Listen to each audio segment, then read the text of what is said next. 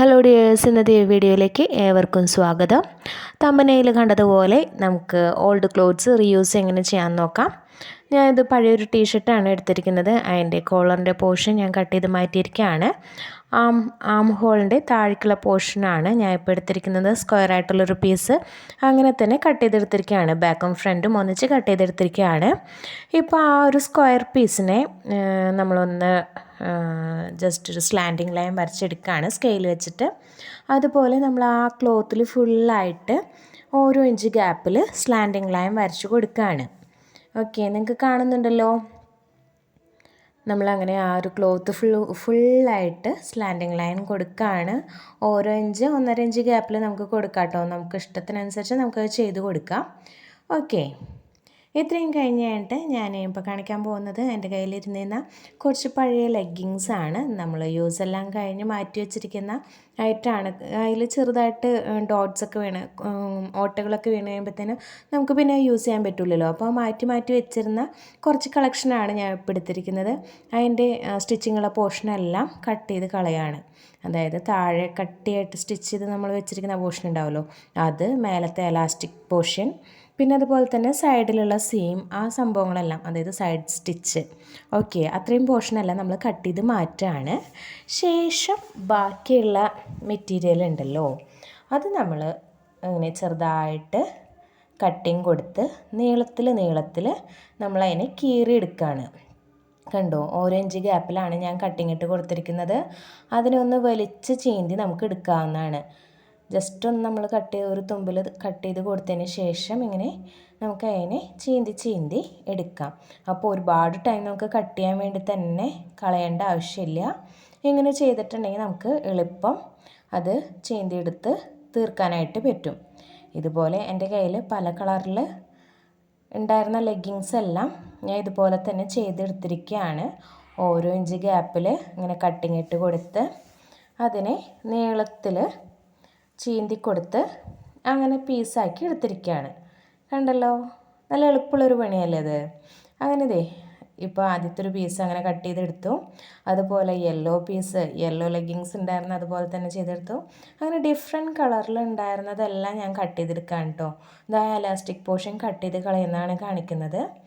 അതുപോലെ തന്നെ നമുക്ക് ആ ക്രോച്ചിൻ്റെ സൈഡ് വരുന്നത്, അതായത് കാലിൻ്റെ ആ ഒരു ജോയിനിങ് വരുമല്ലോ, ആ ഒരു പോർഷനും നമ്മൾ കട്ട് ചെയ്ത് കളയാണ്. അവിടെയുള്ള സ്റ്റിച്ച് ഞാനിപ്പോൾ ഈ കാണിക്കുന്ന രീതിയിൽ കട്ട് ചെയ്തിട്ടുണ്ടെങ്കിൽ നമുക്ക് എളുപ്പം അത് കട്ട് ചെയ്ത് മാറ്റാം.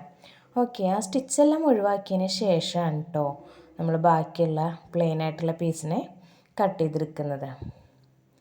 കണ്ടോ, നേരത്തെ കാണിച്ചതുപോലെ തന്നെ കട്ട് ചെയ്തെടുക്കുകയാണ്. വീഡിയോ ഇഷ്ടപ്പെട്ടെങ്കിൽ നിങ്ങളൊന്ന് ലൈക്ക് ചെയ്യാൻ മറക്കരുത്. ഓക്കെ, ആവശ്യക്കാരിലേക്ക് ഒന്ന് ഷെയർ ചെയ്ത് കൊടുക്കുകയും ചെയ്യാം. ഇത് നമ്മളങ്ങനെ ചീന്തി എടുത്തതിന് ശേഷമാണ് നമ്മൾ അടുത്തൊരു സ്റ്റെപ്പിലേക്ക് കിടക്കുന്നത്. പിന്നെ നമ്മൾ കട്ട് ചെയ്ത് വെച്ചിരുന്ന ബനിയൻ്റെ ആ ഒരു പീസ് ഉണ്ടായിരുന്നല്ലോ, അതിലേക്ക് ഇതെല്ലാം നമ്മൾ സ്റ്റിച്ച് ചെയ്ത് കൊടുക്കുകയാണ്. ഓക്കെ, ആ ലൈൻ വരച്ച് വെച്ചിരുന്നല്ലോ, ആ ലൈൻ വരച്ച് വെച്ചിരിക്കുന്ന ലൈനിലാണ് നമ്മൾ ഈ പീസിനെ സ്റ്റിച്ച് ചെയ്ത് കൊടുക്കുന്നത്. ഞാനങ്ങനെ നീളത്തിൽ കട്ട് ചെയ്തെടുത്തിട്ടുണ്ടായിരുന്ന ആ ഓരോ പീസിനെയും ഓരോ ലൈനിലേക്കും വെച്ച് സ്റ്റിച്ച് ചെയ്യാണ്. നടുക്കുള്ള ലൈനിലാണ് നമ്മൾ സ്റ്റിച്ച് ചെയ്ത് പോരുന്നതെന്നുണ്ടെങ്കിൽ ഫസ്റ്റ് നടുക്കത്തെ ലൈനിൽ സ്റ്റിച്ച് ചെയ്ത് തുടങ്ങുന്നതാണ് എപ്പോഴും നല്ലത്. ഓക്കെ, അപ്പോൾ ആ നടുക്കത്തെ ലൈനിൽ ഞാൻ സ്റ്റിച്ച് ചെയ്ത് തുടങ്ങുമ്പോൾ അതിൻ്റെ അപ്പുറയും ഇപ്പുറയും ഉള്ള 2 സ്റ്റിച്ചിലേക്കും മുട്ടത്തക്ക രീതിയിലാണ് ആ പീസിനെ ഞാൻ ഫോൾഡ് ചെയ്ത് പിടിക്കുന്നത്. അപ്പോൾ നമുക്ക് കൃത്യമായൊരു അളവ് നമ്മുടെ കയ്യിൽ കിട്ടും. ഓക്കെ, ആ ഗ്യാപ്പ് നമുക്ക് കറക്റ്റായിട്ട് ചെയ്തു പോകാൻ പറ്റും. ഞാൻ വെക്കുന്നത് നിങ്ങൾക്ക് കൃത്യമായിട്ട് കാണുന്നുണ്ടല്ലോ. സെൻറ്ററിൽ നമ്മൾ സ്റ്റിച്ച് ചെയ്ത് പോകുന്നു. അപ്പുറയും ഇപ്പുറയും ഉള്ള ലൈൻസിൽ മുട്ടുന്ന രീതിയിലാണ് നമ്മൾ നമ്മുടെ കയ്യിലിരിക്കുന്ന പീസിനെ ഫോൾഡ് ചെയ്ത് മടക്കി പോകുന്നത്. ഓക്കെ, അപ്പോൾ നമുക്ക് വേറെ അളവിൻ്റെ ആവശ്യമൊന്നുമില്ല. ആ ഉള്ള പീസിനെ നമ്മൾ അങ്ങനെ അഡ്ജസ്റ്റ് ചെയ്ത് വെച്ച് സ്റ്റിച്ച് ചെയ്ത് എടുത്താൽ മതി. ഓക്കെ, ഇത്രയും നമ്മൾ ചെയ്ത് കഴിയുമ്പോഴത്തേനും നമുക്ക് ഓരോ ലൈൻ കംപ്ലീറ്റ് ആയി കഴിയുമ്പോൾ നെക്സ്റ്റ് ലൈനും ഇതുപോലെ നമുക്ക് ചെയ്തു പോകാം കേട്ടോ. ഞാൻ ഓരോ ലൈൻ ഗ്യാപ്പിലാണ് ഇപ്പോൾ ചെയ്തു പോകുന്നത്. നമ്മുടെ കയ്യിലിരിക്കുന്ന മെറ്റീരിയൽ നമുക്ക് ഫുള്ളായിട്ട് തികയുമോ എന്നുള്ളത് നമുക്കറിയില്ലല്ലോ. അപ്പോൾ ഞാനിപ്പോൾ ഓരോ ലൈൻ ഗ്യാപ്പിലാണ് ഇപ്പോൾ ചെയ്തു പോകുന്നത്. അതായത് ഈ ബ്ലൂ ഫസ്റ്റ് നമ്മൾ ചെയ്തിട്ടുണ്ടല്ലോ, അതിൻ്റെ തുമ്പ് വരുന്നിടത്ത് ഒരു ലൈൻ കിടപ്പുണ്ടല്ലോ, ആ ലൈനിൽ നമ്മളിപ്പോൾ ചെയ്തിട്ടില്ല. അത് വിട്ടിട്ടുള്ള ഒരു ലൈനിലേക്കാണ് നമ്മളിപ്പോൾ നെക്സ്റ്റ് കളർ വെച്ച് സ്റ്റിച്ച് ചെയ്ത് പോകുന്നത്. അതുപോലെ തന്നെ ഞാൻ ഈ ഒരു ഷീറ്റ് ഫുള്ള് കംപ്ലീറ്റ് ചെയ്യുകയാണ് കേട്ടോ. അതിന് ശേഷം ബാലൻസ് വരുന്ന പീസ് വെച്ചിട്ടാണ് പിന്നെ അതിൻ്റെ സെൻറ്ററിൽ കിടക്കുന്ന ആ ഒരു ലൈൻസ് എല്ലാം ഞാൻ ഫില്ല് ചെയ്ത് എടുക്കുന്നത്. ഡിഫറെൻ്റ് ആയിട്ടുള്ള കളേഴ്സാണ് നമ്മളിങ്ങനെ വെച്ച് കൊടുക്കുന്നത്. അപ്പോൾ നമുക്ക് കാണാനായിട്ട് നല്ലൊരു ഭംഗിയായിരിക്കും. ഒരേ കളറുള്ളവർക്ക് അങ്ങനെ ചെയ്യാം. നമുക്ക് ഏത് ഡിസൈനിലാണോ ചെയ്യാനായിട്ട് താല്പര്യം എന്നുണ്ടെങ്കിൽ അതനുസരിച്ച് നമുക്ക് ചെയ്തെടുക്കാവുന്നതാണ്. ഞാനിപ്പോൾ ചെയ്യുന്നത് എൻ്റെ താല്പര്യാർത്ഥം ഇങ്ങനൊരു ഡിസൈനാണ് ഇപ്പോൾ ചെയ്തിരിക്കുന്നത്. ഓക്കെ, ആദ്യം ബ്ലൂ ഷെയ്ഡ് കൊടുത്തു, അത് കഴിഞ്ഞ് പിങ്ക് ഷെയ്ഡാണ് ഇപ്പോൾ ചെയ്തുകൊണ്ടിരിക്കുന്നത്. ഇതിന് ശേഷം നമുക്ക് യെല്ലോ ഷെയ്ഡും ഉണ്ട്, പിന്നെ അതുപോലെ തന്നെ ഒരു നേവി ബ്ലൂ, ബ്ലാക്ക്, ഇത്രയും ഷെയ്ഡ്സാണ് ഞാൻ ഇതിൽ യൂസ് ചെയ്തിരിക്കുന്നത്. ഓക്കെ, കാണുന്നുണ്ടല്ലോ. യെല്ലോ പീസ് നമ്മളതുപോലെ തന്നെ സ്റ്റിച്ച് ചെയ്ത് കൊടുക്കുകയാണ്.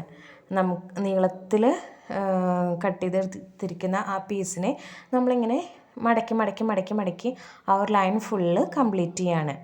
അപ്പോൾ നമ്മൾ ഒരുപാട് പീസ് കട്ട് ചെയ്ത് അത്രയും ടൈം നമുക്ക് കളയേണ്ട ആവശ്യം വരുന്നില്ല. ഫൈനലി നമുക്ക് ഇങ്ങനെയാണ് ഇതിൻ്റെ ഒരു ലുക്ക് വരുന്നത്. ഓരോ ലൈനും ഗ്യാപ്പിട്ട് ചെയ്തതിന് ശേഷം നമ്മൾ വിട്ടുപോയിരുന്ന ലൈൻസ് എല്ലാം പിന്നെ ഫില്ല് ചെയ്തെടുത്തിരിക്കുകയാണ്. ഓക്കെ, നല്ലൊരു വർക്ക് തന്നെയായിട്ട് എനിക്ക് ഫീൽ ചെയ്യുന്നുണ്ട്. നിങ്ങൾക്ക് കണ്ട് ഇഷ്ടപ്പെട്ടെങ്കിൽ മറ്റുള്ളവർക്ക് ഷെയർ ചെയ്ത് കൊടുക്കുക, കമൻറ്റ് ചെയ്യാൻ മറക്കരുത്. ഇതൊരു ഡോർമാറ്റാണ്, ഞാൻ പ്രത്യേകം പറഞ്ഞു തരേണ്ടതില്ലല്ലോ. നിങ്ങളും നിങ്ങളുടെ കയ്യിലിരിക്കുന്ന പഴയ തുണികളെല്ലാം എടുത്ത് വെറുതെ നശിപ്പിച്ച് കളയാതെ ഇതുപോലെ ഒന്ന് ചെയ്തു നോക്കുക. നമുക്ക് പഴയ തുണികൾ വെച്ച് നമ്മുടെ വീട്ടിലേക്ക് ഉപയോഗമുള്ള ഒരു വസ്തു ഉണ്ടാക്കിയെടുക്കാവുന്നതാണ്. Thank you for watching.